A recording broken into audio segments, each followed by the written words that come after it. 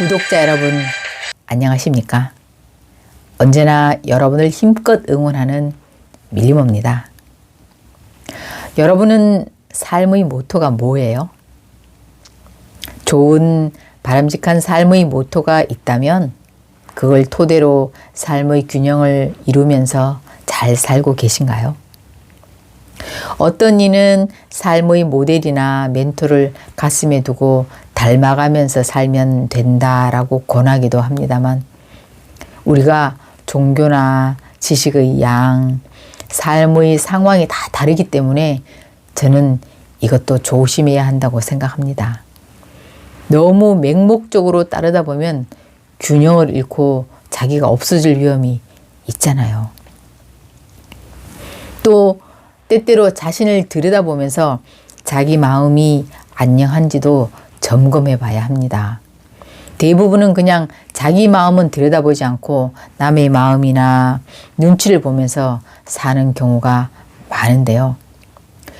겉으로 보기에 좋고 남들이 바람직한 일이라고 해서 자신의 마음은 힘든데도 계속 한다면 과연 잘하는 일일까요?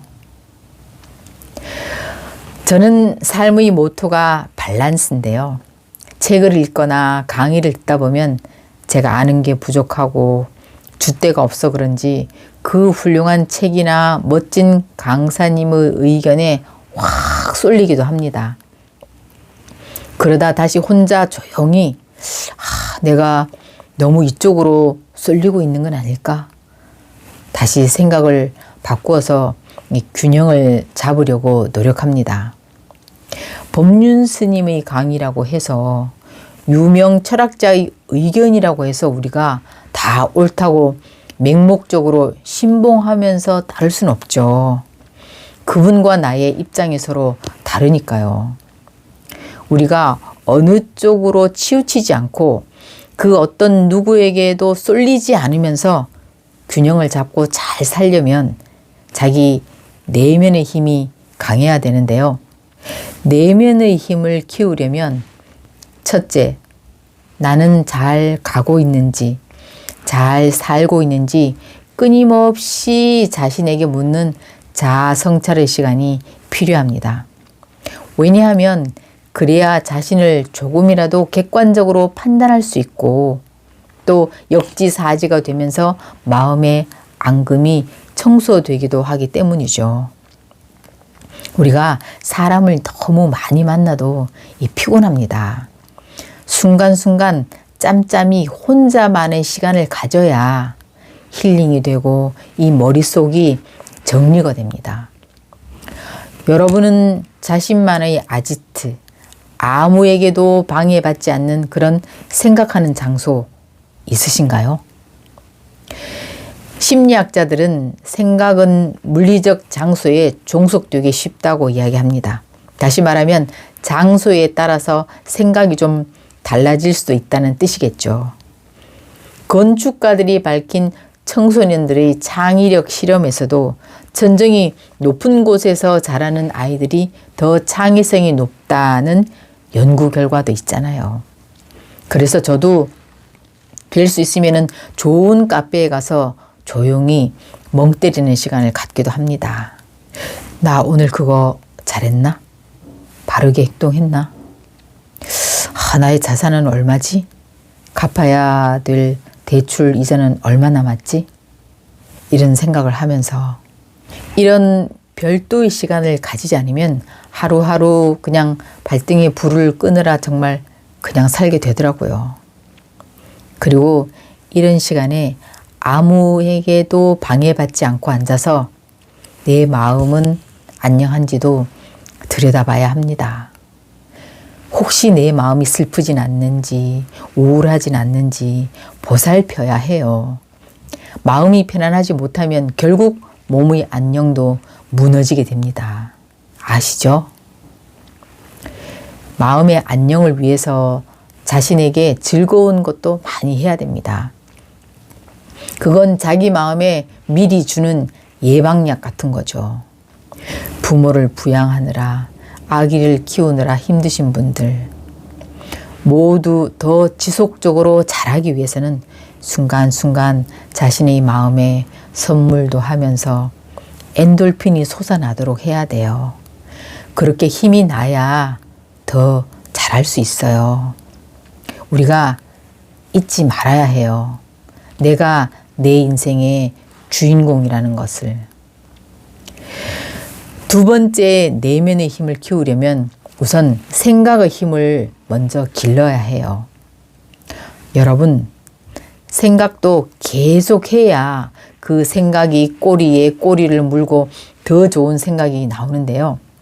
이렇게 지속하려면 에너지가 필요해요. 공부 잘하는 아이와 그렇지 못한 아이의 차이는 그 집요함과 지구력이 달라요. 생각의 힘이 딸리는 사람은 어떤 힘든 과제나 상황에 직면하면 바로 몰라 그만해 머리 아프다 고 생각하기를 멈추거나 포기합니다. 생각의 힘을 기르는 방법으로는 책을 많이 읽거나 강의를 듣거나 아니면 멘토가 되어줄 만한 친구와 대화를 가져보거나 또는 익숙한 장소를 떠나서 새로운 곳으로 이동, 즉 여행을 하면서 환경을 바꾸어 보는 것도 좋은 방법이라고 생각해요. 우리가 삶이든 인간관계든 돈 버는 일이든 모두 지속적으로 생각해야 더 좋은 생각, 더 나은 선택을 할 수 있잖아요. 내면의 힘을 키우기 위한 세 번째, 액션, 실천력입니다. 어떤 이는 책을 1000권 읽었다, 몇백 권 읽었다 자랑하는데 몇 권의 책을 읽은 게 중요한 게 아니라 그걸 읽고 뭘 깨닫고 궁극적으로는 어떤 행동의 변화가 일어나느냐가 중요한 거죠. 저는 몇 년 전에 경제적인 위기가 있어서요. 경제 공부, 돈 공부를 정말 열심히 했었는데요. 5년간에 150번 이상의 강연을 듣기도 했었고 거기서 수많은 성공자를 만나보기도 했는데요. 근데 가보면은 1년 내내 강의를 들으러 오기만 하고 실행하지 않는 사람도 있고 몇 번 강의를 듣고 바로 실천하는 이도 있더라고요. 실천하지 못한 사람은 그때 그거 하려고 했는데 누가 이렇다고 해가지고 그거 믿고 위험할 것 같아서 안 했는데 어이씨 그런 분, 그 불확실한 리스크를 담당할 자신이 없는 사람은 공부를 덜해서 확신이 없거나 아니면 하면 큰일 나 라고 말하는 자신의 마음을 더 믿고 따른 거죠. 그 두려운 마음이 결국 용기를 가로막은 거죠. 여러분도 아시다시피 우리는 확증 편향이라는 게 있어서 자신의 무의식에 깔린 생각을 서포트하는 책을 많이 읽게 돼요. 그러면서 속으로 그래 맞아 라고 자신의 생각을 뒷받침하는 재료로 이용하는 거죠. 그러면서 그 생각은 점점 견고해지고 그런데 그 불안이나 불편을 넘어갈 용기가 부족해서 자신에게 익숙하고 편안한 무의식과 손을 잡는다면 변화하긴 어려울 겁니다. 여러분의 마음은 지금 변화를 원하고 있나요?